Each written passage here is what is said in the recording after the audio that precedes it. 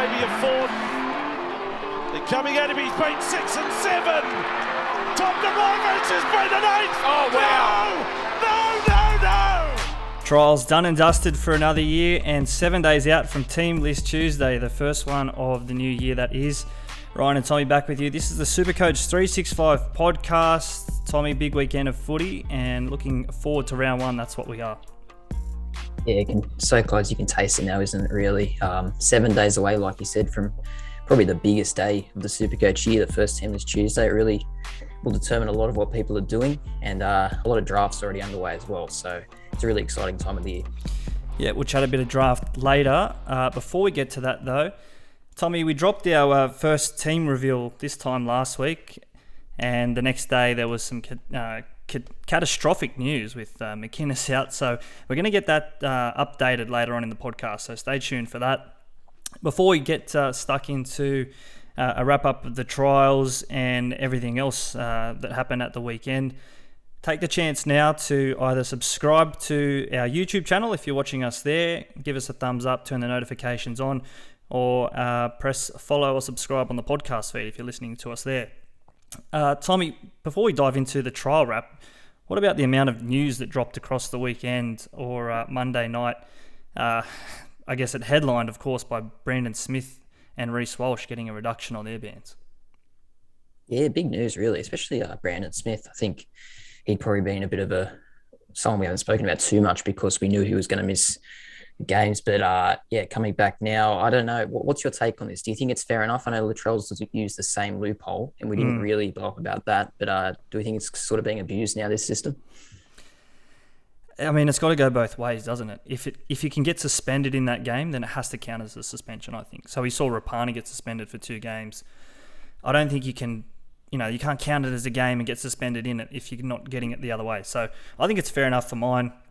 I think it's odd the timing of it, though, that it wasn't all coordinated as one, because obviously the NRL would have known that Walsh and Smith would have played in that game. But anyway, for Supercoaches, though, it has big impacts because Brandon Smith, not so much Reece Walsh because he was missing 2 games, but Smith, now that he's back for round one, it just opens up that conversation around hooker, particularly given McInnes has gone down as well.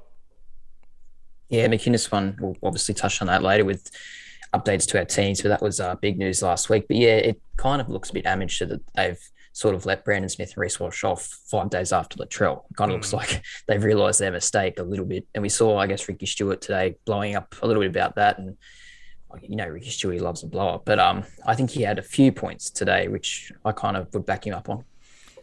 Ricky says that the Raiders have been copping it up the arse for some time. Now, I don't know what that feels like. Tommy, do you? But Jesus, no. But look, I think when you look at the weekend, the balance of the play on the weekend, I think Lindsay Collins, his shot on the Tigers player where he hit him below the knee, dropping, like very dangerous tackle really, and that didn't even warrant a suspension. And then you see Rapana obviously getting 2 weeks for a shoulder charge. I don't know. You're comparing apples to oranges, but I do think there is probably a lack of consistency there. Well, that's what it comes down to, isn't it? I think we'd be all happier if there was more consistency and maybe if common sense was a little more common, but it is hard to apply, I guess, a blanket rule for different scenarios. And I don't know, Rapana, you might be able to tell us as a Raiders fan who's probably kept more track on his career, but is he someone who's been suspended a lot? Does that 2 weeks maybe incur a bit of loading in the past? Has he done this before? Because I don't think he has the cleanest record, where I know for certain that Collins got a discount on his suspension because he had not been suspended prior. Yeah, well, if that's a factor, that's fair enough. It may be the case because I think I do remember last year Rapana did a similar thing in making a try-saving tackle. He kind of led with his shoulder. So he's got a little bit of form. So, yeah, perhaps that is why. We touched on McInnes there, and obviously we've spoken about him a lot in this preseason, about his value and coming back from an injury, and he was very well priced, we thought, given what we expected his output to be. But news broken by David Riccio last week that he's expecting McInnes to miss up to a month to start the new season. That really, I guess, brings that value into question if you can start with him for starters. Yeah, it's disappointing because obviously, like myself, I was really keen on him all off-season. Even last year, I knew he would be one of the first people I picked this year. But it really adds a lot of questions to my mind. Not even the fact that he's going to miss the first few weeks, but more when he comes back, is he going to be ready to play 80 minutes straight away? We might be waiting 6 weeks for him to be at his best, which I don't think we can afford. because he is so minutes dependent, and we worked it out as if he would be playing 80 minutes, and if worst case, maybe 70. But that's just not to be now. I don't think he comes back and plays 70 straight away, because you look at the Sharks last night in that game against the Bulldogs, they've got players like Royce Hunt, and Sifa Talakai, who can play through the middle as well, young Franklin Pele. So they're not short on middles there, the Sharks. So McInnes is probably going to be eased back, and that obviously hurts his output in the end. Yeah, I think like long term, maybe in draft, I still think he's a good option. I think he'll come good probably later in the year, but I just think he might be a bit of a slow burner, and these injuries could really give him a slow start compared to other options at hooker and at 2RF, of course. We'll get into that a little bit later. Don't go anywhere. Stick around for our team updates. So we'll give you an update today, and then this time next week, Team List Tuesday, we'll run. We'll show you what we'll be running with come Thursday night, and hopefully no injuries between Team List Tuesday and kickoff at round 1. Anything else, Tommy? I think we spoke a little bit before we went on air about Cleary and Pappenhausen, question marks whether they'll be there for round 1 as well. Are we any clearer? I think Pappenhausen, Bellamy's playing mind games, and Cleary, you think he's probably a little bit closer and more of a chance to play than Paps? Yeah, not too certain on either, but just going off the interviews I saw on the weekend, I thought Ivan Cleary, reading between the lines, kind of sounded like Nathan would be there. So I've kept him in my team for now, and I'm hoping that he will be there, because that's obviously going to be a massive disruption if he isn't. As for Paps, I don't know. I think on Fox Sports they were talking. You were saying the other day that he wasn't going to be there, but then Bellamy hasn't ruled him out yet. So not sure. But again, very, very much watch his space, because he's an important player, isn't he? Both of them are, really. And I think both of them, I think I'd be more inclined to hold on to Cleary than I would be a Turbo if it was the other way around. Like Cleary at his price, and given how dominant he is and the lack of depth at halfback, even if he wasn't there round 1, and again, without going too much into detail now, because we will do this later, little spoiler, I think I'd be more inclined to keep him there anyway. But anyway, we'll get into that a little bit later. Before we dive into the trials, let's push this one more time, because I had a look today and there's up over 850 people who have joined us, or have said they're going to join us to this point. Our overall group code, you see Nathan Cleary and coincidentally Ryan Pappenhausen on the screen there. Absolutely free to play this. Just simply join at the code there, 576855. $100 free to play. That cash to the overall winner, most points scored come the year's end. And the only condition is you have to follow us on Instagram. But if you're already listening to this, then I dare say you're in the running already. So, Tommy, we've said it a couple of times, but absolutely no reasons why you shouldn't. And 870 people, given that's a fair take-up. That's almost 1% of SuperCoach. So people are flocking to the SC365 overall group. Yeah, I'm blown away by the amount that we have. It's really good to see. And look, if you're sitting there listening to us thinking our teams are terrible, we'll join and try beat us, because that'll give you the chance to do it. Hopefully we can get to 4 figures before the season starts. Speaking of that, weren't they quick to come out of the woodwork last Tuesday, Wednesday night when we put the video up on YouTube in the team review? People were quick to share their thoughts, which is great, because, you know, opinions are like arseholes. Everyone has one, especially at this time of the year before a ball's kicked, and we're all starting on 0 points, which is exciting, I guess, as much as it is nerve-wracking this time of year.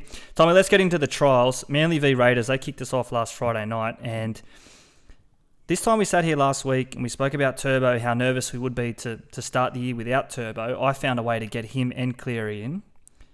Watching that game, after it, people were quick to say, oh, were you concerned, Turbo, 40 minutes, didn't score a try, didn't really get too much involved. My answer was no. But the more I thought about it, I was like, well, I can sort of see why people would be anti-Turbo, but he went very close to scoring a try. If he scores that try, we're not having this conversation right now. Yeah, that was a big moment. I think it was maybe 5 or 10 minutes into the game, and it was a classic Manly right side play, and he went very close, like you say. I think it was actually quite well defended by Matt Tomoko there. So, look, I didn't have Turbo last week. I'll leave it up to see if I do have him later in the podcast, but nothing the other night screamed that he was going to be bad this season. It was just, I don't know, it was a tough game. It was quite slippery. I don't think it really suited him, and Raiders played quite well.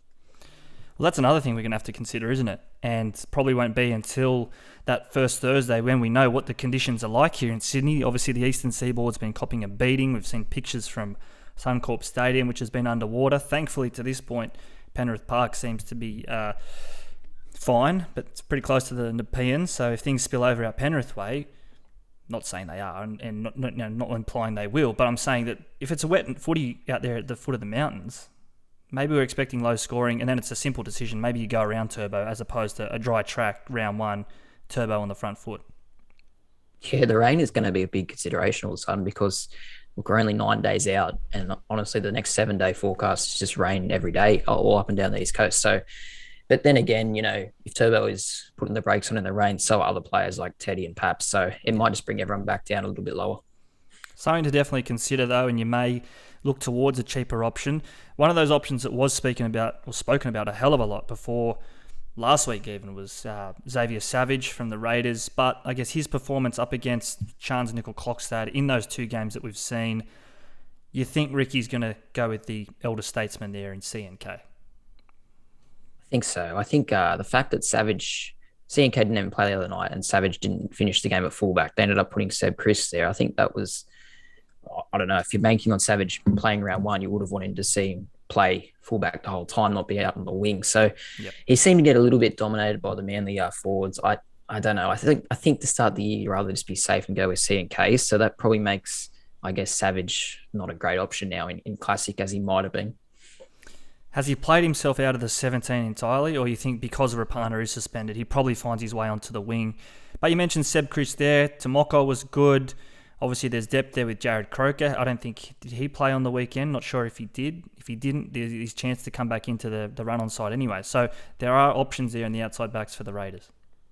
Yeah, there's a plethora of options. Croker only played about 10 minutes, and I don't know. I wouldn't pick him personally. I just don't think he gives us as much as other outside backs do. Kotrick is obviously going to be one winger. We could see Savage on the other wing, but it wouldn't surprise me to see him miss out altogether, really.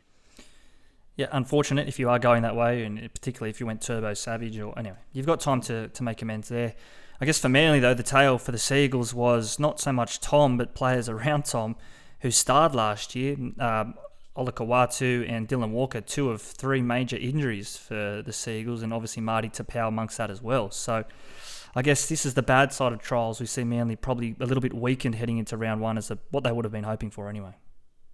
Yeah, for sure. Big injuries. And obviously, if you're looking at those players, it's really disappointing. But also for players like Turbo and Desi, I think it hurts them. They don't have those players in Manly team now. It probably does lead to lesser scoring for those big names. Yeah, I've heard even guys like the Guru and Weekly Rubdown, particularly through that draft lens, looking at players like Olakawatu and the short ball off Cherry Evans' hip, and stacking those players that Turbo's going to feed. And obviously Garrick was one who avoided injury.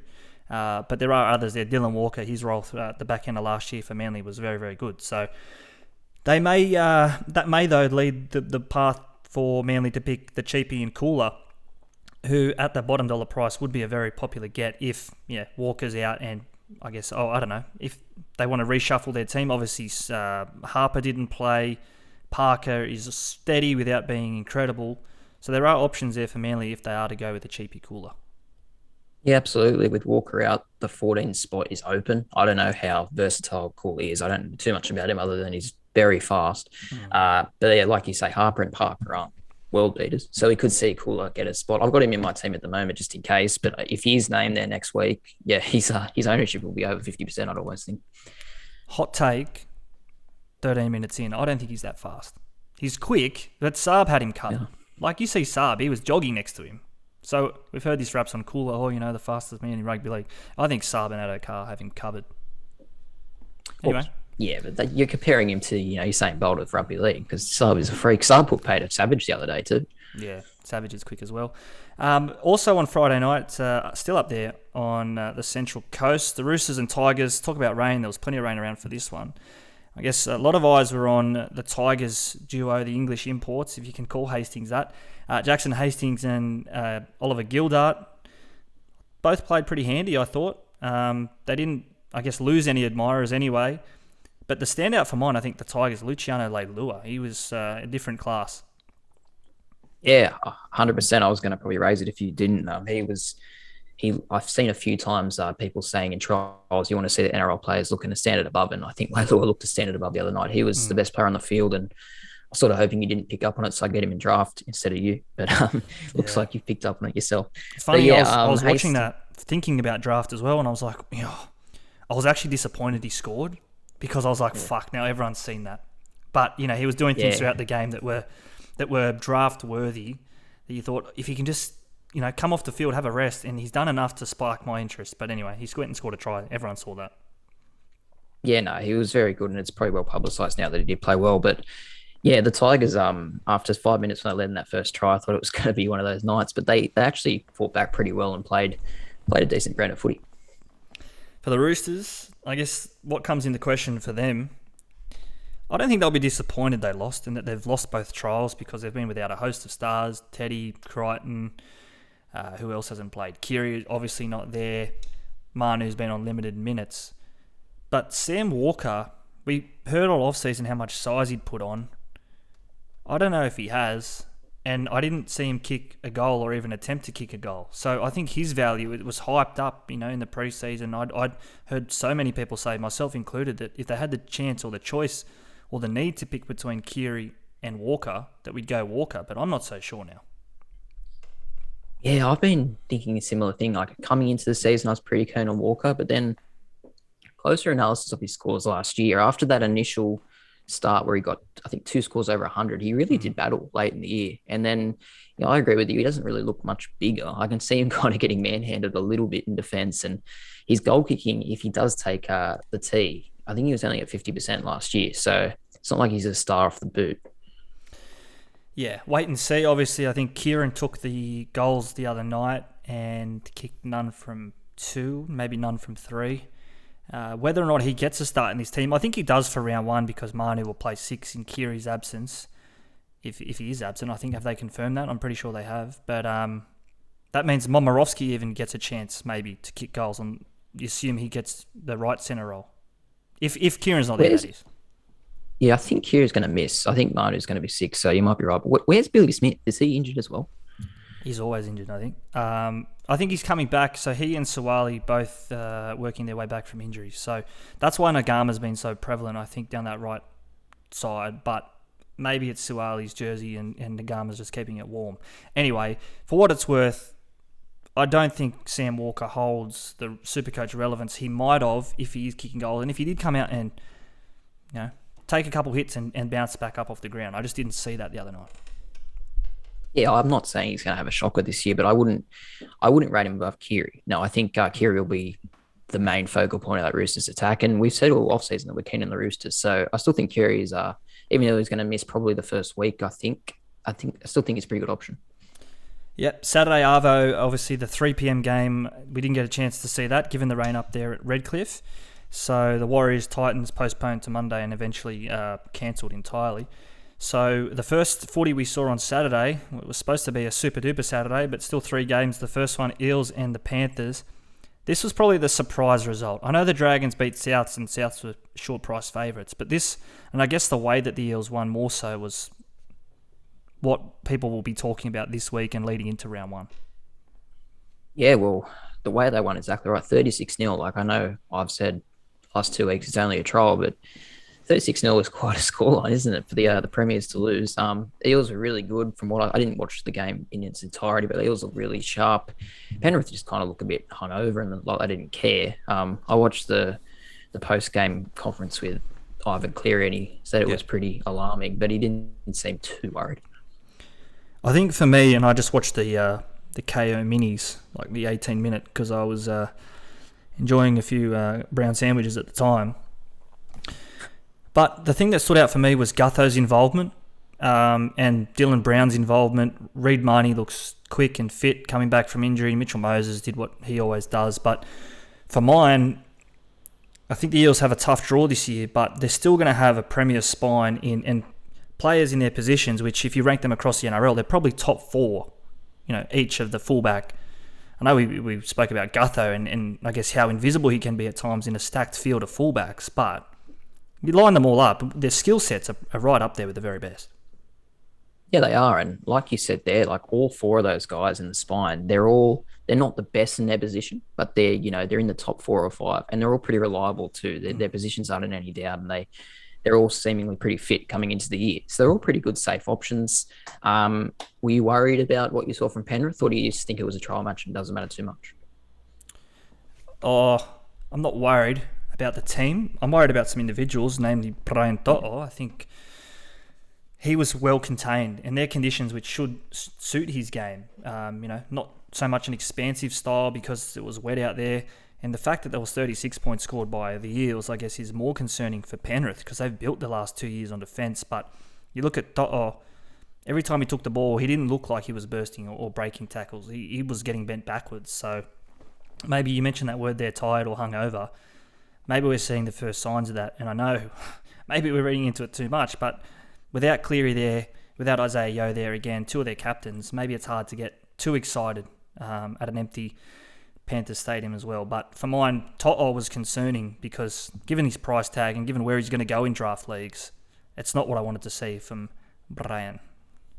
No, I agree with you there. And I think the fact it was at Penrith as well surprised me how heavy they lost because I think you were saying they haven't lost it for so long. I know it's only trial, but still. I think it does highlight how good Nathan Cleary is because he is just so much the star of that team. And his absence and their performance just made me want him even more, really. Yeah, and that's what we've said the whole year. He's the best halfback.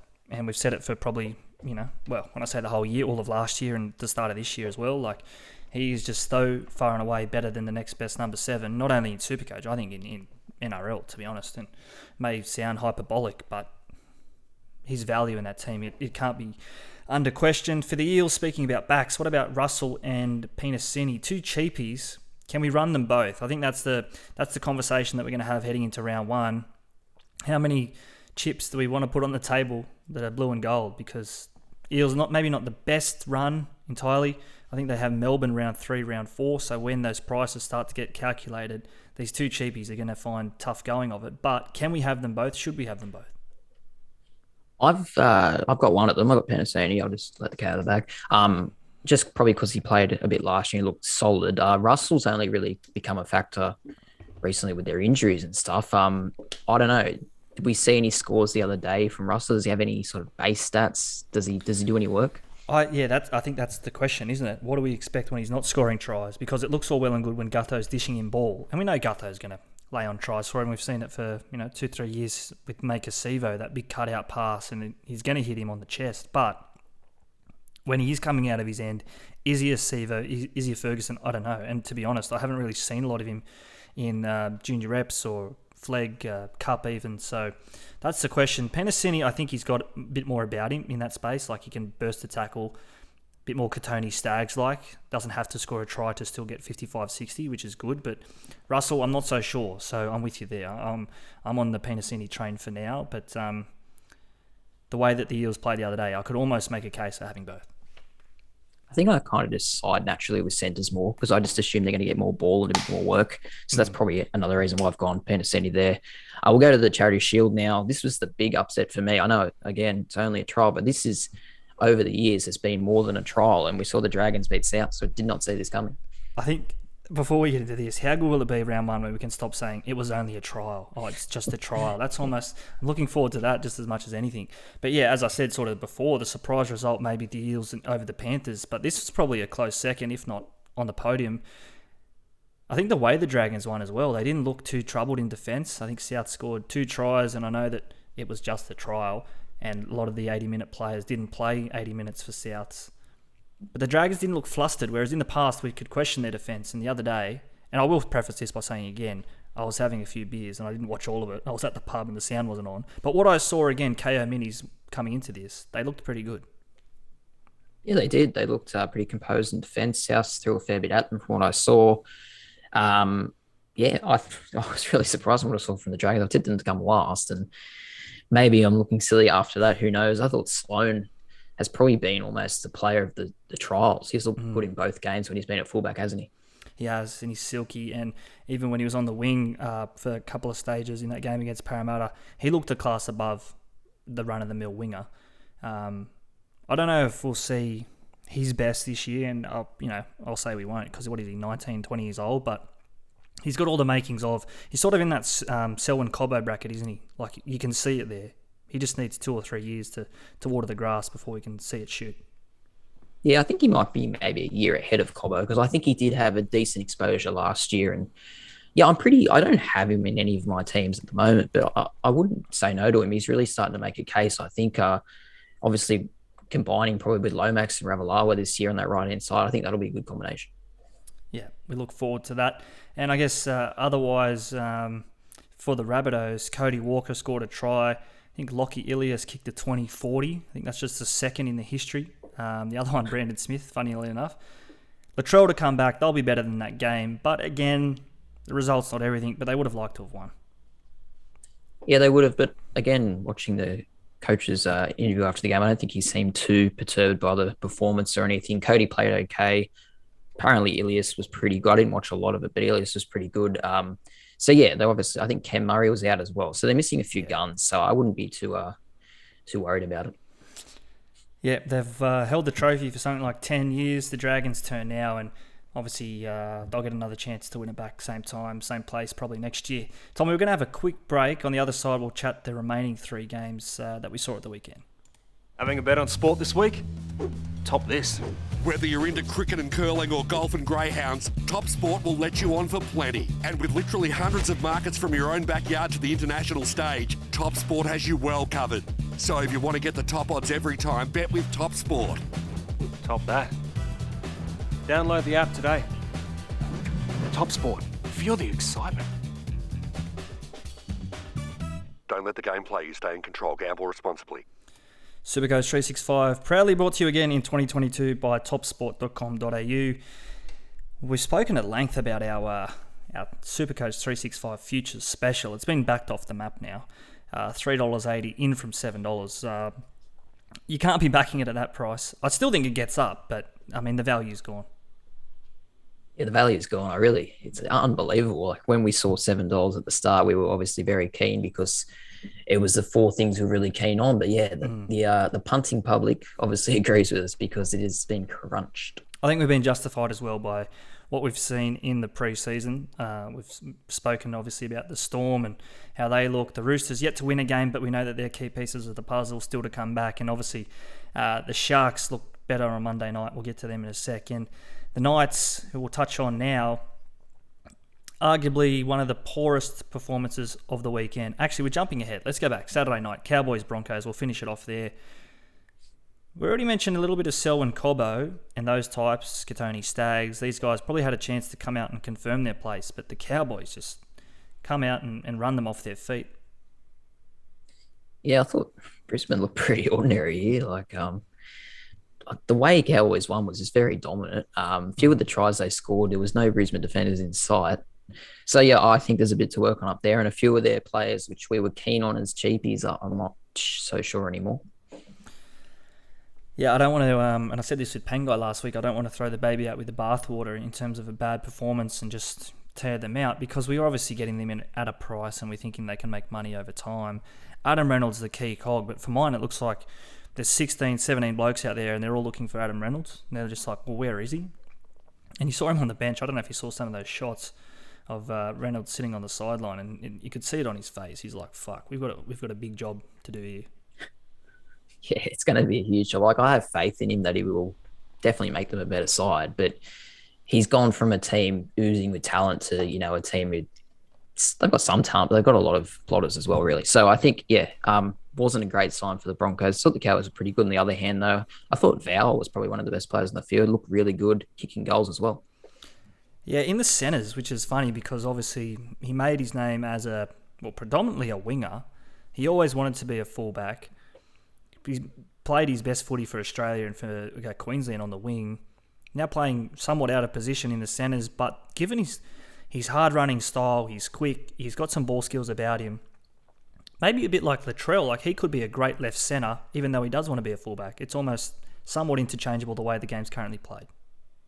Yeah, well, Payton's obviously decided he's not going to be the fullback for whatever reason. Maybe the Hammer's looking good there in pre-season, but I'm probably more keen on Val at centre than wing. I'm hoping he gets a bit more involved. And then to see him kicking goals as well was good. Who do we think gets the Cowboys number 6 alongside Chatty? Do we think it's Dearden or Drinkwater? Excuse me. I think Dearden probably gets it going off the other night. It's weird listening to Denon and the Guru the other day in their fucking marathon of a review of the 2 hours, 50 minutes. Good on him. I mean, great content. I'm just saying, like, they really went to town on this point. Was it Dearden or Drinkwater? Because for years, we've said it as well, Drinkwater looked and had always looked the best of the Cowboys' halves options. Even when they had Clifford there, obviously they signed Dearden, then they signed Townsend, or the other way, Townsend then Dearden. Now it's suddenly the one that we thought would be there is the odd one out, which is interesting because you asked me this 6 months ago, I would have had Dearden on the sideline. Yeah, and he had that massive, obviously, losing streak last year, and he did play a lot better coming back into the season, I thought, and he did look good the other night. Drinkwater, like we say, he's had all his potential, but I don't know, is he just not realising it? In SuperCoach terms, when he's been playing well, he actually scores quite well in SuperCoach. So if he does get the spot, I reckon he's a draft option. It's funny you mentioned Val and I guess his change of positions. Drinkwater coming through was touted as the next Melbourne fullback. And then obviously I think he got injured. He was the fullback, and then they went to Hughes, and Hughes carved it up while Croft was still there, and then we all know what happened there, and then Paps comes in. So maybe he's the fullback. If Hammer goes down, maybe it's a straight swap. I don't know. Keep Val where he is, keep the halves, because they obviously looked, Chad's first game for the Cowboys, but I mean, they look like they've played 20, 25 games together already, Dearden and Townsend. Probably a good segue into the next game, but isn't it amazing that Jerome Hughes, how many people he had to beat out to be fullback, and then he's become, a supreme number 7 in our game, and he looked good the other day against the Knights on Sunday Arvo, didn't he? Premiership winning halfback. If we're playing Test tomorrow, he'd be the Kiwis halfback. So, yeah, just natural footy player. And I went back and probably a little bit off course here, but go and do yourself a favour. Once you've finished here on YouTube, type in Jerome Hughes, Queensland Cup highlights. I think it's about 2018, 2019. And he plays like a half then. And you can see, okay, well, this is I can see why he's a good halfback now. It looked a little bit quicker then as well. Anyway, back onto what we saw on Sunday. Munster and Hughes, yeah, they're class footy players. And speaking about players playing between 6 and 1 or 1 and 7, Munster showed he's probably just as good as a fullback as any of them that are running around in the NRL at the moment. Yeah, other than, I said Sloan was the pick of the trials, but Munster's trialled great twice. He's looking really good. Obviously, he's going to miss the first week, but he's going to be very popular in SuperCoach. Hughes as well. Brandon Smith, with him now obviously not missing any game time, how much of a priority is he? I think you got to look at who's around him as well, and obviously pick of the ranks, obviously Harry Grant, then probably Marnie, who's a little bit more conservative than Grant, doesn't have a higher ceiling, but maybe a higher floor at the same time. Then it's Brandon. So suddenly from day one, you've got the second best available hooker back.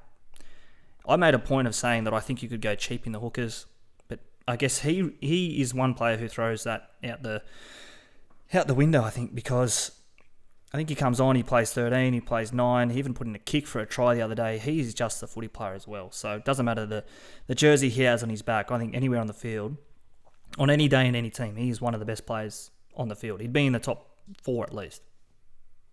Yeah, and I think that term, footy player, like whatever it means, I do agree with you. He is just a natural footy player, Brandon Smith. He just loves it.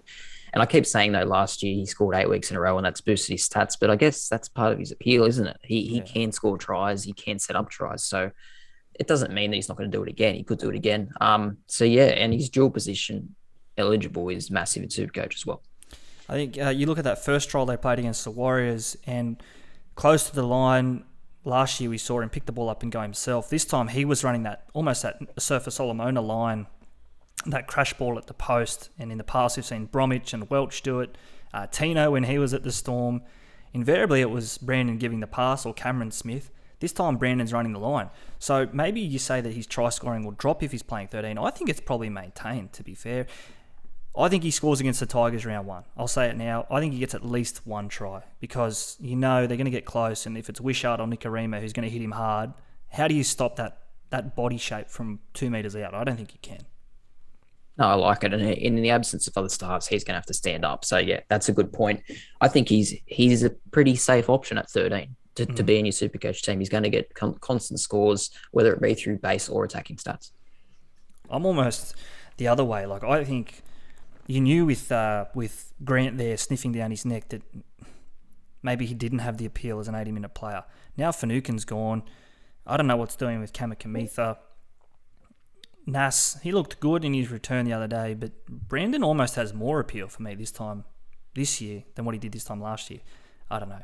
Anyway, we'll see that round one. I think they do a number on the Tigers, whether Paps is there or not, to be honest. Last game of the round, this one was on Monday night, and as we say, we're expecting 2 games on Monday. We only got 1, but I think we saw enough from the Sharks to know, or to be backed up with what we've said in the preseason, that they will be playing finals footy this year. Yeah, they looked really solid, didn't they? The usual suspects stood up. Probably the only negative for them, and I'll just mention it now because I had him last time, Wade Graham injured. How disappointing. He seems to find an injury, doesn't he, Wade? And this one, at least, the saving grace is that it wasn't a head knock. So I don't know, do we know what he's done? I know he's in a moon boot last night. Is he out for 3, 4, 6 weeks? What are we dealing with?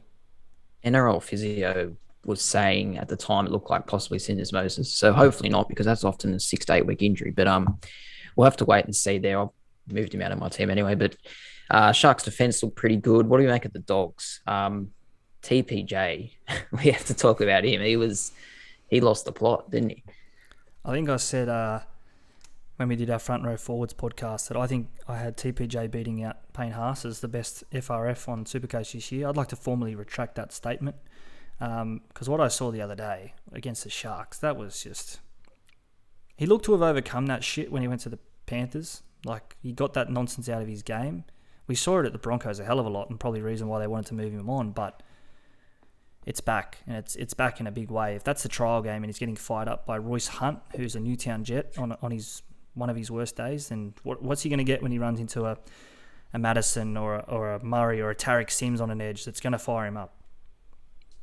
It was really worrying, wasn't it? Because like I said off season, like I see what you're saying about how he can be a really good scorer, but that other side to him, and you see it in a trial match, like you say, like you think that's the time where you're just pretty relaxed, but the things he was doing yesterday, you're just shaking your head at. And as soon as someone in an NRL game gets under his collar, you can just tell he's going to react. So yeah, he's a big no-go for me. Just danger signs already, really. And it's disappointing because you can see the talent there, and you don't make an Origin squad or play for your country, for Tonga, if you don't have the makings of a good player. So he's got all the pieces. He just needs to put it together. Elsewhere, though, for the Dogs, I guess Burton was okay. He scored a try, which probably gives him some relevance. He's kicking goals, which shocked me a little bit. I know he previously kicked some goals at Penrith, but Averillo was always touted as to be the Dogs kicker, and I thought he kicked well last year. So Burton kicking goals, does that spike your interest at all? Yeah, it does. I'm not sure how much are we kicking off the Dogs' performance yesterday, but it definitely helps. And they're going to be, I think the biggest problem for Burton is a lack of halfback with him. He's really going to have to do everything himself. That could help in SuperCoach terms because we have to obviously touch the ball a lot more and get more scores, but I'm not really sure Averillo is the answer at 7, is he? No, and you asked me last night, how long till Flano's a plumber or a carpenter, and it's sad. It's a sad reality, but he's constantly thrown to the wolves, Flano. And I've seen him play footy, and we've seen him at the Roosters.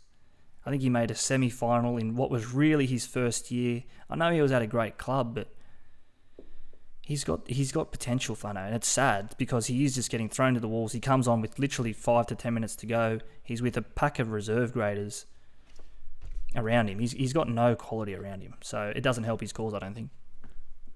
No, it doesn't. But I just think the fact that when he left Roosters, and it was quite surprising at the time. I think he was almost top point scorer in the game in 2020. And then all of a sudden he's out the door. And Trent Robinson's a smart coach. So, I don't know. Obviously he knew something there. I don't think it's, how do I say this?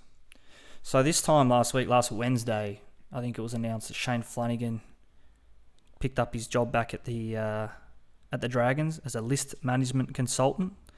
He might be doing a bit of consulting with son Kyle, I think, because, you look, Ben Hunt, he's edging towards the back of his deal. I don't know, will the Dolphins make a play for him? There's going to be some, even as a depth signing, we know the Dragons love signing depth. They could do worse. I said nepotism the other day about Billy Walters and Kevin Walters. Maybe it's time for Shane to pull out the contract and the pen for Kyle because he needs a new home. The Dogs is a bad fit. Yeah, I don't think there's much of a future there. The only other point I'd say about this game is Josh Addo-Carr over the last few years, he's sort of been the player that every now and then he'll score 3 tries and get over 100 points. Does he completely lose that appeal at the Dogs? Is he going to get much ball? Yeah, I picked him up in a dynasty league probably a week and a half ago for people playing at home. Dynasty, a draft league, essentially you keep your players that you draft this year for however long you want them, really. I thought with Burton there, he would look better. He doesn't have the base, we know that. I think, what you say there about losing that high ceiling, it's gone from what I've seen, at least for this season. I could be wrong. I hope I'm wrong, because I think we might have even said this ourselves a couple of weeks ago, or even back into last year when he did sign with the Dogs.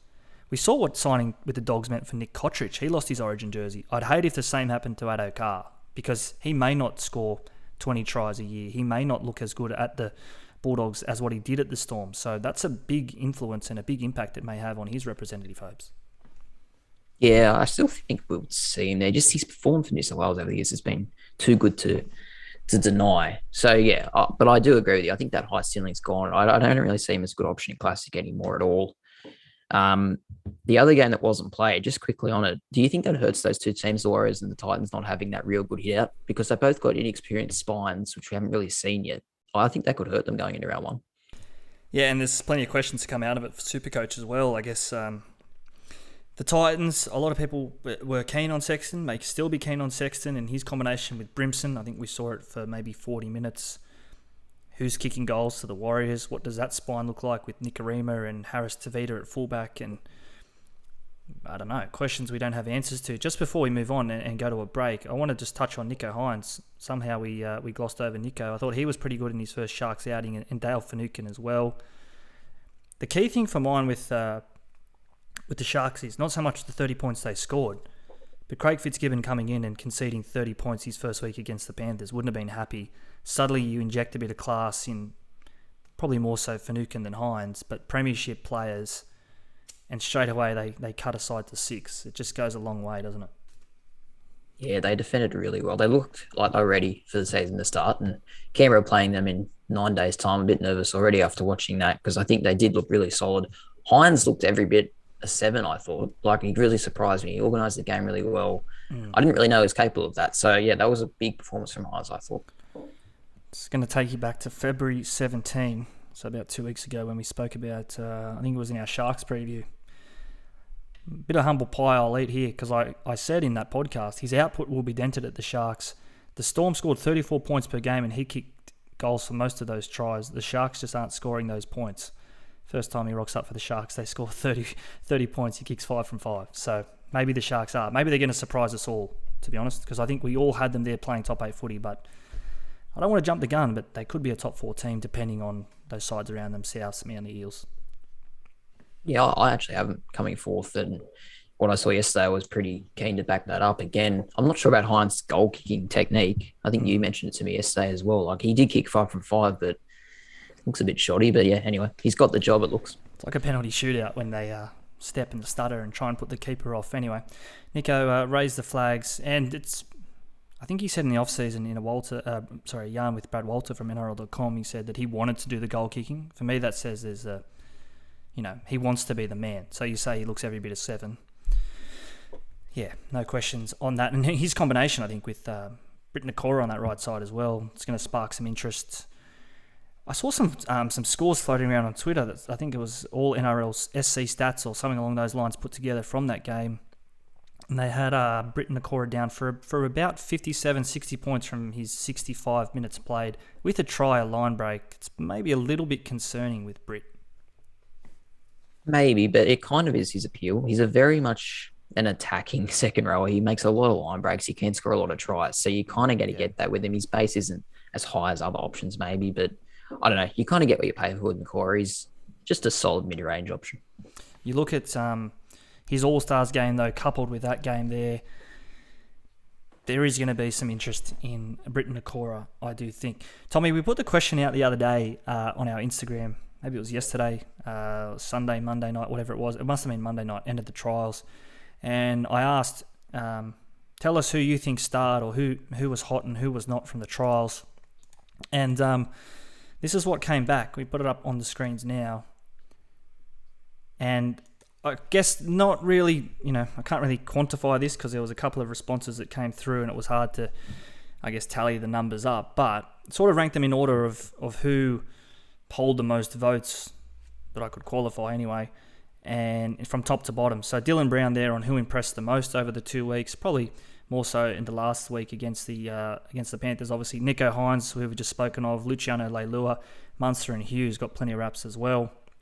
And on the other side to that, Tavita Pangai. I think there was plenty of, not hate for Pangai, but people were keen to say that he was a flop.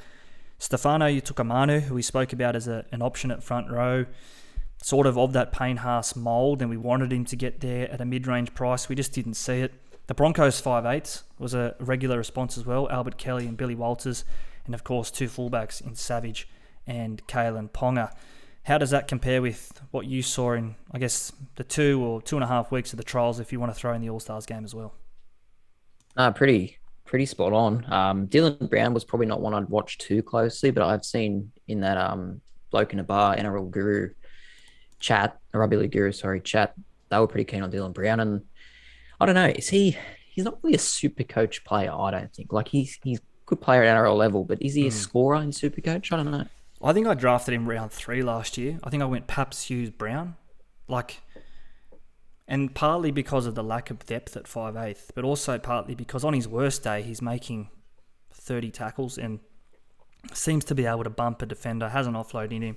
Like, on his worst day, I think his base was about 47 season 2020 ahead of the 21 draft. So, I don't know. I think he's right up there. In terms of his scoring, a lot of his output is dented, I think, by Gutho getting that last pass and to that try assist. But I think you could do worse at 5'8" this year than to find way for Dylan Brown. More draft than classic, I'd say. Yeah, well, he probably comes into consideration now after some good trials. On the flip side, in the red there, Kalen Ponga. I know you're not a big rap on Kalen. I think I read the other day, it could be wrong, but he only had 3 runs or something against the Storm. To be fair, I don't know. It's funny, I didn't watch a lot of footy on the weekend, which is usually something I watch a hell of a lot of. But what I saw from Ponga, even against the Dogs, who conceded 30 against the Sharks, Ponga didn't look great. I don't think, we've said time and time again, we don't rate the Knights. I don't rate Ponga. I haven't since he made his debut. Like, I've been vocal on that. I think he's a touch footy player. He's the highlight player. He just doesn't have the substance in his game, I don't think, to be in the conversation of those great fullbacks. Tedesco, Travojevic, Pappenhausen I'd have well in front of him. Latrell even. Gutho I'd have in front of him. When Roger was in the game, I'd have Roger in front of him. Reece Walsh, I think, has more potential at his age than what Ponga did when they were coming through. I don't know. I can make a case for people around Ponga. I don't rate him at all.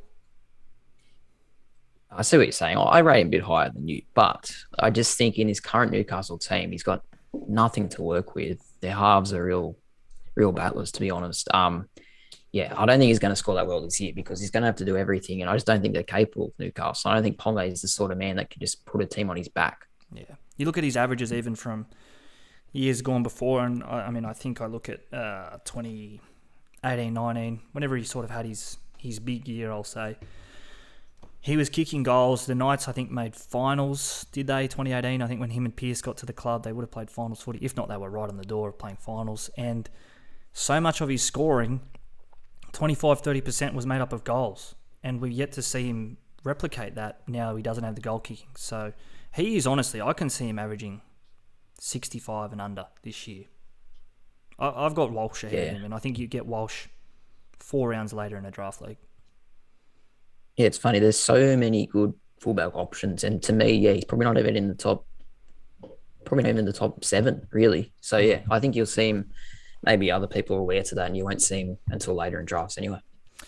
We'll get to our draft tips at the end of this podcast, ahead of our draft day. We're doing our own home draft this Friday night, but I know that for anyone that's listening to us and a couple of the other podcasts as well, we're doing a collective, I guess it's a Podmasters Cup, I think it's called, where Tommy and I will have a combined team. We'll go up against the Whisper and SuperCoach Experience and a couple of the other podcasts. I think the Weekly Rubdown guys might be in that one, which will be interesting, the draft experts. So see how we go. We'll get to our draft. We've spoken a lot of draft for a podcast that doesn't really talk too much draft. We're going to have a quick break, one more, before we come back and we do our team updates. This is an exciting one. Top tippers. We've had a couple of questions. Will we be running a tipping comp this year? Here's an answer. Introducing the next generation of sports tipping. Top Tippers, the newest game for your favourite sport. Because not all sport matches are equal. Top Tippers doesn't value each game equally. We utilise current market odds to formulate what games should be worth. This will reward the player who has the ability to pick the underdog. Top Tippers has also developed a bonus system that really fires the field up. Have you picked 4 winners in a row? That gets you a heater bonus. Got what it takes to play a hunch none of your mates will?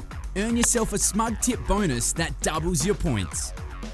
So, if you're tired of that one person who always tips the favourite, get rewarded for how good you are at tipping by changing your game. Download the Top Tippers app today and put your game knowledge to the test. Top Tippers, changing the game. Welcome back, SuperCoach365 podcast. Top Tippers, Tommy, will be running this year. You can search it. Simply download the app Top Tippers. You'll get it at your app stores or Google Play. Let me bring it up here now. Effectively, like the break just said there, you'll get the odds value via topsport.com.au as your points. So round 1, for example, Roosters and the Knights. I think the Roosters $1.20, Knights about $4. If you were to tip the Knights and they win, you get 4 points. You tip the Roosters, they win, you get 1.2. So, Tommy, I know you love backing favourites. This app may be not for you, but you'll play anyway. No, I'm pretty keen for this actually because like last year, particularly with all those blowouts, tipping comps became obvious really. Every week you're getting 7 or 8. So, if the same thing is this year, if you want to tip an outsider, you're going to get, 5-6 points as opposed to $1.20. So it actually gives you a bit of a decision to make on every game. So I'm pretty excited. So you can either go into the app, as we say, download the app from the App Store, Top Tippers, proudly supported by topsport.com.au. Another one of these great initiatives that Tristan and the gang are getting behind. Search competitions, type in SC365. I'm doing it here now. It comes up on your screen. SC listeners. You'll see it. Click and join it. Absolutely free to play. We don't know what the prizes are because I just came up with this tonight. So we'll get some prizes involved. We'll get people on board. We'll promote this via Instagram as well, so you can find it there. Top Tippers, looking forward to that. You mentioned tipping the outsiders. I think one that springs to mind, last year the Broncos at the cricket ground beat the Roosters. I think they were about $12 head-to-head before a ball was kicked, and there's some double round points. So you couple them up and suddenly you're looking at 24 points for one game. So you get rewarded for tipping wide. Yeah, that was the night Victor Radley went mental, wasn't it? Yeah. All those shoulder charges and simpins. I think, funnily enough, Pangai was on his behaviour that night as well. So anyway, maybe they swapped the Gatorade cups pre-game and Radley had Pangais and Pangai had Radleys, and the Mad Pills were in Victor's in the end. All right, Tommy, let's talk our team. This is why everyone's here. Again, our team updates and some big movement here. 1 week out from Team List Tuesday. We'll just bring it up on your screens now. There it is. This is your team, Tommy. The Doja Cats. McKinnon Scorn, probably the big change there at dummy half.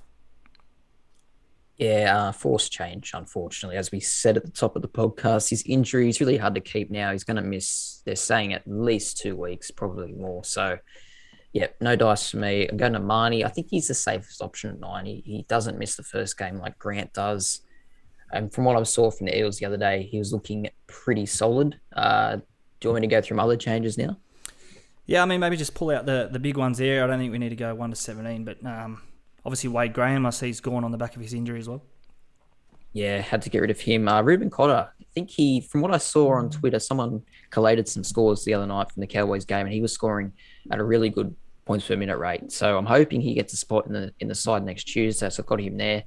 Jamin Jolliffe is a genuine pod. He's 0% owned. I could be really going out on a limb here, but I do think he's going to get a start in that Titans 4-pack. I think Tino's playing lock. So Yep. If he can start the Titans 4-pack, he might be able to churn out 50-55 a game.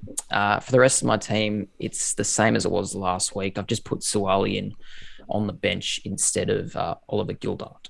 I think that's going to be, just going back to Jolliffe quickly there, I think that's going to be the play, isn't it? Having those 2 genuine cheapies on the bench, probably a Payne Haas or a Thompson maybe, or Adam Fanua-Blake, and then sort of that one mid-range option who you're hoping is going to give you, as you say there, you'd probably be happy with 50. Anything more is a bonus. I see you got Cleary there with Johnson in the halves, so you're happy to stick with Cleary, and then obviously questions around Pappenhausen's fitness as well. I'll ask you the question, if Cleary's out round 1, Paps is out round 1, where are you spending your $1.5 million? Yeah, it's massive, isn't it? Honestly, if Cleary's out round one, I don't know if I'd bother getting rid of him. If I know he's going to be back round two, obviously there's a lot of water going on the bridge there, but I really just want to have Cleary from round two onwards at worst. Perhaps maybe to Gutho. I think Gutho may be the next best option. Leave your thoughts in the comment section again on Tommy's team. Bag me out. A couple of people that you fired up last week, which is interesting. No, it's good to see. It's good to have people at least engaging with this, which is a sign. You mentioned some cheapies in your centre wings there. Cooler, one of them. Jojo Fafita. I don't know. Well, we obviously didn't see him the other day because they didn't play, but he was solid enough against Stags that first week. And then the two Souths halves there, Taff and Ilias. I don't know about that. I mean, I had Taff and had Taff for a long part of the preseason because Latrell was out 2 games. Now he's just out the 1. Ilias looked solid enough. I don't know. Again, this all could change when Cleary and Paps aren't named or are named round 1. So we won't dive too much into this. Anything else we need to wrap up there with that one, Tommy? Of course, we'll go into a little bit more detail this time next week, Team List Tuesday. Not really. I just think I saw a few comments last week saying that my bench is very weak, and look, I agree. But the plan really is to find cheapies next Tuesday and just hope that a few of these are named. I think Tuolangi there at 253. From what I've seen, he's actually going to get a start in the Tigers team. I could be wrong, but I'm just going off what I've read, so I'm hoping he does get a start. Yeah, he looks all right, doesn't he? Scored a couple of tries, I think, or at least one that first game, that first trial against Manly that first week. But I don't know what's to go with Luke Garner because he had locked down that left edge spot for long parts of last year and the year before. Anyway, I think all in all, maybe a little bit more balanced team this week. But I mean, that considered, we'll be here. We'll say the same things next Tuesday night if and when that Cleary and Paps are or aren't named. This is my team here for what it's worth. Bud's Battlers. Now I copped some criticism as well about maybe the lack of depth. I guess the big change there you see there at number 1, Tommy Turbo not there. Now, why have I taken him out? I think I've taken him out because there were question marks around Paps, obviously, and the fact that Paps may not be there. I think I need 2 playing players, and the more I thought about it, I think I was impressed somewhat by Hines, and having that base there in his goal kicking those first couple of weeks may actually help. Like, if he kicked goals well, I think that's what I'm trying to get at there, is like, it was enough for me to say that if Turbo doesn't perform against the Panthers that first game, Hines maybe not as impacted that first week against the Canberra Raiders, who may concede some points, Tommy, given what you've seen in the trials anyway, that Hines may not be as impacted against the Raiders as Turbo may be against the Panthers. Yeah, it's funny. I think you would even admit you've changed your tune a little bit on Hines, because I know a few weeks ago you probably weren't that keen that he's like going to a new club and out of that Melbourne setup. But are you willing to, I guess, risk and just hope that he can score? And obviously the goal kicking is a big help as well. Let me rewind the conversation a little bit. So you look at my team there now on your phone and you'll see I did say last week, and I haven't changed my tune on Turbo. I'm still keen to have Turbo in some capacity at some point. To answer your question about Hines, he's sort of there as a bit of an insurance if Cleary is out, because I'd probably just flip Cleary's million, find some cash elsewhere and get Turbo in. I don't think I can be without Turbo and Cleary that first week. Hines good enough coverage at halfback. He's probably if not the second best option, the third best option at halfback. And Hughes, I'd have Hughes maybe slightly ahead of Cherry Evans. And obviously if Turbo isn't doing Turbo things, Cherry Evans is impacted there as well. I've got Sexton in at the second halfback slot as opposed to Blake Taff, who I think I had this time last week. Again, sort of that insurance, a higher ceiling there as well. The Titans' first couple of weeks, we don't hate them. And kicking goals, he kicks them like an arrow. So I'm happy to have him there. Again, kind of on the proviso that Cleary's out. If Cleary's in, then maybe I change things up this time next week. Otherwise, getting up to the front row, actually, let's go to hooker there. Brandon Smith, you'll see in. I think this time last week I had Carl Lawton and Randall. So Smith in, I just can't ignore him, given what I've seen last year, plus a couple of games in the trials. Yep, we spoke about him a bit. I think he's come into real consideration now that he's not missing game time. Jermaine Tanua-Brown, can I have your thoughts there? He's in there, much like you've gone Jolliffe. I've gone someone less than 200. I can't remember what was Jolliffe. Was he less than 200 or was he just over? But anyway, Yeah, 350. Yeah. Sort of in that middle tier, not quite cheap, not quite mid-range-ish or upper mid-range or premium. So I think he's got a biggish motor. And I read something during the week, might have even been on the Cowboys website, how impressed Todd Payton has been with Tarnell Brown coming from the Warriors. And I don't know where he was before that. He might have, maybe he was always at the Warriors and just couldn't get a go. But anyway, I think reading between the lines, he's got the jump on some of those other ones like Griffin Neem, Gilbert even, Dunn through the middle. So happy to have him there at the price. 2 bench forwards there, Andrew Fafita and Daniel Saluka Fafita. I said this to you yesterday. Arguably 2 of the most impressive, I think. 2 players that probably had the most to gain given their situations. Fafita coming back, Andrew from near death last year. And Saluka Fafita, his performances for the Roosters, they were borderline worthy of getting the sack. Like, he'd come on and he'd cost them penalties or he'd get sin binned. They both look to have played this new year, at least the trials, with a new attitude, a new lease on life. Yeah, I think that Saluka Fafita, I agree with you, because last year, I think he punched Jai Arrett in the head and he got sin bin. It was another game he did something silly. Yeah. But the fact that he's back this year and starring, like Trent Robinson obviously sees something in him and he's obviously a pretty good player. So I will probably try and find some room to get him on my side too, because I think he's going to be, a decent scorer at 205k. Why not? I think, that price there is giving him, he's priced off a 22 point per game average. If he comes on and plays 25, 30 minutes, 15, either side of half time, I'm happy with that because he's not costing me anything to have him there anyway. Like, who else are you getting? Maybe Max King at the Dogs, who's been pretty good. Maybe even a slight downgrade in price, but maybe an upgrade on performance. Fafita, Tupanua, Fermor, the 2 Titans there in the back row. Some questions about this on our live stream the other day. Can you have both of these guys? I think yes. I think the way they play is pretty dynamic. Like, obviously, David Fafita, we know. Tupanua, a try scorer.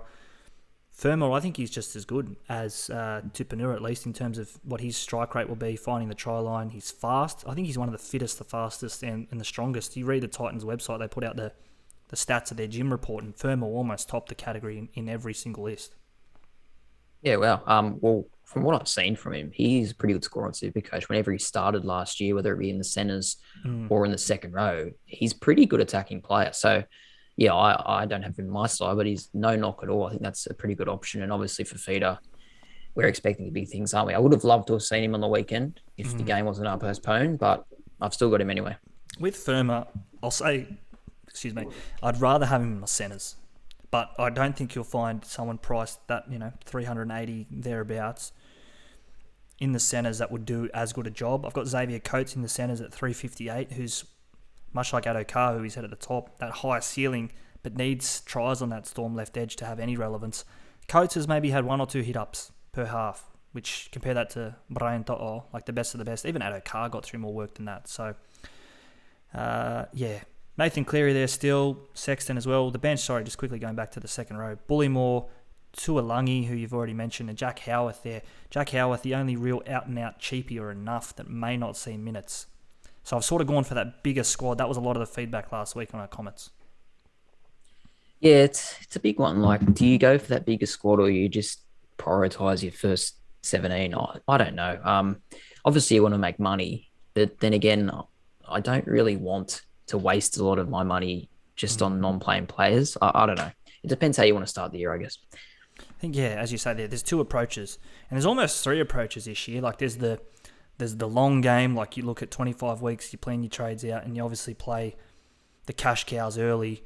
Then there's the 2020 version of the game, if you want to say that. Like, come out, spend your money on 17 guns or 17 high-scoring players and make points. Then there's sort of that mid-range option where you get a mix of both, and obviously this team here of mine, Smith, Brandon, Payne Haas, Fafita, Cleary, Staggs to a degree, Tedesco, Hines, high-ceiling players, you'd say, in each of their positions. And then you can almost flip them, and the trade boost is going to open up a whole new can of worms, I think, come round 3, round 4. Yeah, it'd be interesting to see how people use those boosts. Like, to me, it screams Origin, but obviously I think a lot of people will be using it earlier too. And obviously injuries and COVID is another one. Like, if we have players pulling out for COVID during the week, it's going to cause absolute chaos, isn't it? That's sort of why I've gone the full squad. So if, I don't know, Cleary gets COVID again, I know he's already had it, but he gets it again mid-season, maybe Sexton comes in. I don't know. I think if it's not Sexton, maybe it's someone. So I've tried, and you look at the centre wings, I think I had 2 nuffs there last week, at least one in Isaiah Tass or Paul Alamotti, Ben Turbo, maybe another one. 3 playing centre wings, I think, Amone, Pereira, and Robert Jennings, who I said on the live stream the other day, probably the forgotten man of the cheapie world this year, Robert Jennings, because he's going to be on that Panthers right wing, I think. I think he beats out Staines. 229k. He's not setting the world on fire, Robert Jennings, but he's playing player. You know, in a premiership winning team, he's going to do a job. Yeah, exactly. Anyone on the end of that back line at Penrith is worthy, and 229, that's hard to knock back. Staines, he just hasn't kicked on, has he? Obviously scoring 4 tries on debut, I think, against the Sharks, but yeah, he's really fallen down the pecking order. That's about it for the teams. Obviously, Kurt Mann's still there at 5'8", which I don't love, and I've said this a couple of times. I think that Kurt Mann stands under the post for 40 minutes in each of those two of those first 3 games against the Roosters and Panthers. I can see cricket scores at the cricket ground round 1, and I think they're away round 3. Don't quote me, but if they're actually, I think it's at Bathurst, Saturday afternoon, 3 p.m. at Bathurst. We know that Penrith have done a number on teams there in the past. Anyway, that's it for our teams. To this point, let's talk a bit of draft before we wrap this up. We've gone on over an hour, but all in all, leave your comments on the video on the teams. If you're not watching on the video, some of that may be hard to make sense. Head on over to our YouTube, SuperCoach365. We're a little bit more visual this year, Tommy. We may have a head for radio, but the content at least is a bit more appealing than yours and I faces. Yeah, well, you know, if you want to try and explain a team, it's so much easier to just look at it, really. So, yeah, head on over to our YouTube, because obviously you've got to put up with our faces, but you also get some decent graphics to go along with it. In the past as well, I think we've done our live streams. When we've done them ad hoc, a bit sporadic. Is that a word? Sporadic? Sporadic. Intermittently. Spasmodically, I'll say. We've done them sort of ad hoc via Instagram, but we'll be doing those maybe a little bit more scheduled throughout the season on YouTube. We'll go live, Tommy and I or whoever's around at any given time. Anyway, Tommy, let's wrap this up. An hour and 7 minutes. Let's talk a bit of draft, because we've said at the top it's draft season. We're doing ours Friday night. A lot of comps, a lot of leagues will do theirs this Friday, Saturday, Sunday, before next week's team list Tuesday. I want to know, from a man who's tasted the very sweetness of draft success, what is your best tip for draft players? Or do your best tip, your next best in terms of something to avoid, and a secret draft, well, not too much of a secret, but a draft question that will shape a lot of leagues this year. Your best tip, something you must do, all draft players this year before draft day. Look, honestly, last year has really shaped my answer to this question. I think you need to have a strong captain, someone that can go a big score, like 100. Like, don't pick a Ford first up who's going to average 70 but never get above 100. Big scores win draft generally, especially in captains leagues. If you're getting players scoring 120 and you captain him, you're going to win your head-to-head game. So try get a really high ceiling captain in your first pick. It's funny because you and I are both pro captains in draft leagues. I know a lot of people aren't. They sort of say it's unfair, and I can get that. Players like Turbo particularly is sort of breaking the game. Cleary at different stages last year. But we're pro captains because get to Sunday afternoon and you need a miracle. You're slapping that captain on a Ewan Aiken or a Chanel Harris-Tavita or Beau Fermor, maybe even come this year's Sunday afternoon footy, whoever it is, someone that you know may get 2 or 3 tries on a whim. We like the captaincy play. Yeah, I think it just adds an extra element, and obviously it makes that first draft pick a lot more important, I think. Obviously, in our draft this Friday, neither of us are getting Turbo. We're not the top pick. So immediately, you know, you're up against it kind of because they're going to captain Turbo every week. So you got to come up with someone to try and combat that. And yeah, go for high ceiling players, I would say. And you can go into the depths of research as to, particularly you look at just as important as a captain is that second pick, usually your vice captain. So that's the way you should see it, I think, just to go off your point there. Your first pick should be your captain most weeks. Your second pick should be your vice captain or vice versa, depending on the order they play that week. You get first go to vice captain. So you want that second player to be someone maybe even more high ceiling, lower floor than your first pick, i.e. a Ruben Garrick. If you're playing 10, 12-man league, you can get Garrick that late maybe. Yeah, exactly right, because I think you're alluding to the loophole here, aren't you? With your vice captain, you always want to put your vice captain early in the round and then your captain late if you can work it like that. I don't know. I kind of think loopholes are a little bit against the spirit of the game, but everyone does it. Yep. Well, I mean, you can't have a captain without a vice captain, so just as important. Anyway, your next best tip, something not to do on draft day or draft week, or even maybe throughout the course of a draft season, something maybe you've learnt the hard way, something not to do. Yeah, probably something during the draft not to do. Maybe don't pull out a roughie too early.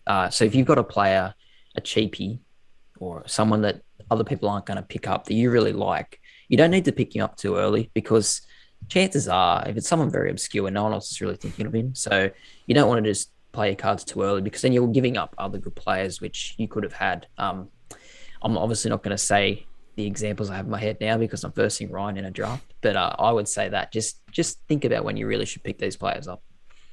Conversely to that, I'll say, if you love them and you think, well, I want this guy, back your gut. If you value him more than maybe others will, I know you shake your head there, but I've done a draft today, another one, funnily enough, and I was getting criticised. I'm taking this guy too early. This guy, there was value on the table. Well, you know what?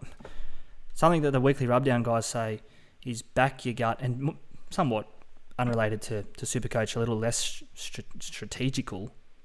Just pick some of your favourite players, like Brian To'o. If you want to sit down and watch To'o, or if it's Paps in my case, who I'd love to have, who I know I'm not getting this year, pick your players you want to sit down and watch. At the end of the day, it's just a game.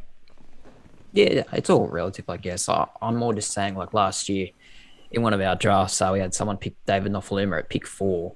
Like stupid things like that. Like if you know that really he's not going to be in the top 10, you don't need to pick him that early. That's more what I'm saying. No, getcha. Something else I'd say there, next best, something not to do is don't burn your waiver too early. If you're in a league that does, I think it's first pick to last, so not the reverse ladder, really value that waiver, because it's going to come into a lot of value at some part in the season. Last year we saw players go undrafted. We've already mentioned Garrick. Some leagues he would have went through to the keeper. Nico Hines, Isaiah Papali'i. In the past, these young players have come onto the scene. Ryan Pappenhausen, 2019, I don't think he made his debut till round 14, 13 Magic round, whenever that was, 10 maybe. Anyway, you get my point. Don't burn that waiver. It's almost as important as 2 trades in Classic, for I guess, if you want to try and give some relevance. Yeah, no, you're right. You got to make sure you're up there on the waiver wire and you're only really spending it on a good play, because there's going to be circumstances during the year where a player becomes very valuable that you weren't expecting, and you want to be there ready to take advantage of that. So yeah, don't be wasteful. One more, jumping back to something that I'd say to do is, I know some people are more feel on draft day. They obviously do their research before and they don't bring in pen, paper, spreadsheet, marbles, pigeons, whatever it is. I would be making a list of the players either side of you and your snake, who they're grabbing, i.e. write their teams down, because if you know the guy after you's already picked a halfback and you're on the end of the snake or vice versa, you can sort of let players go through to the keeper, pick someone else, because you know that the player you may want later on in these later rounds, they're not picking them up, so you can get them one round later. Target your team around what the teams around you are targeting, if that makes a bit of sense. Yeah, and maybe don't have 8 beers before you start picking players either. Maybe stay sober so you can make some good decisions. They do go hand in hand though, don't they? Draft days and a couple of cold frosty twoies news.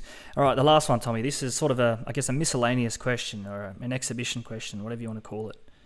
If you had pick 3 in a draft, would you personally pick Ryan Pappenhausen or James Tedesco, considering what we've seen the past couple of years from Paps, Ted, their injury histories, your expected output of them both this year, and also maybe even have a look ahead to their finals run? It's a genuine toss of the coin for me. My heart says Paps, my head probably says Teddy. Yeah, it's splitting hairs really. Very tight. I probably just go Paps just because he's doing the goal kicking, and Storm, as we saw last year, can put on some massive scores, and if he's just kicking goals, maybe that puts him slightly ahead of Teddy, but yeah, there's nothing really in it.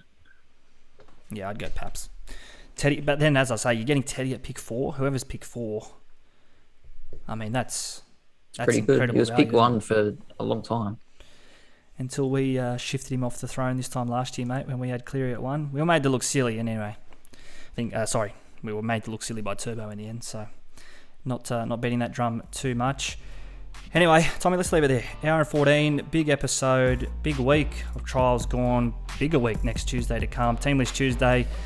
We're looking forward to it here, SuperCoach365 podcast.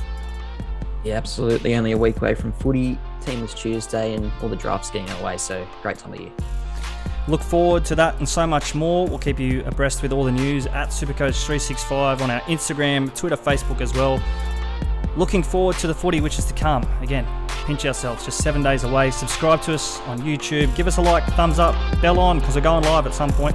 Tommy and Ryan, we'll speak to you soon.